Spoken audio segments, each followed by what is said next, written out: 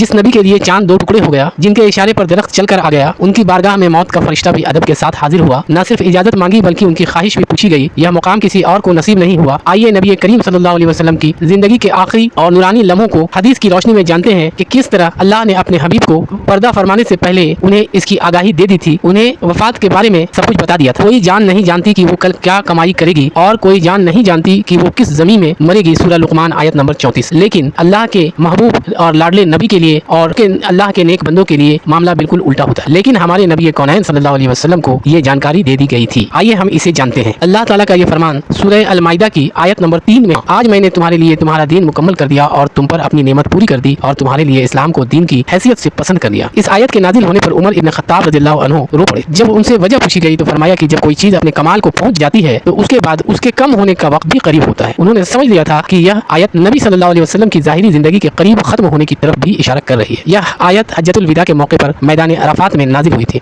और एक जगह फरमाया, जब अल्लाह की मदद और फतह आ जाए और आप लोगों को देखें कि वो अल्लाह के दीन में झुंड के झुंड दाखिल हो रहे हैं तो अपने रब की हम्द के साथ तस्बीह कीजिए और उससे मगफिरत मांगिए, बेशक वो बहुत तौबा कबूल करने वाला है। सूरह अन-नस्र आयत नंबर 1 से 3। अब्दुल्लाह इब्न अब्बास रज़ियल्लाहु ताला अन्हु फरमाते हैं कि यह सूरह दरअसल नबी सल्लल्लाहु अलैहि वसल्लम को उनकी वफात की खबर देने के लिए नाजिल हुई थी। उमर इब्न खत्ताब रज़ियल्लाहु अन्हु ने भी उनकी इस तफसीर की तस्दीक की। यह रिवायत सही हदीस में मौजूद है। और वफात से चंद दिन पहले नबी सल्लल्लाहु अलैहि वसल्लम ने फरमाया, अल्लाह ने अपने एक बंदे को दुनिया और जो अल्लाह के पास है उन दोनों में इख्तियार दिया, तो उस बंदे ने अल्लाह के पास जो है उसे चुन लिया। यह सुनकर अबू बकर सिद्दीक रज़ियल्लाहु अन्हु रोने लगे क्योंकि वो समझ गए कि नबी सल्लल्लाहु अलैहि वसल्लम अपनी ही बात फरमा रहे हैं। सही बुखारी।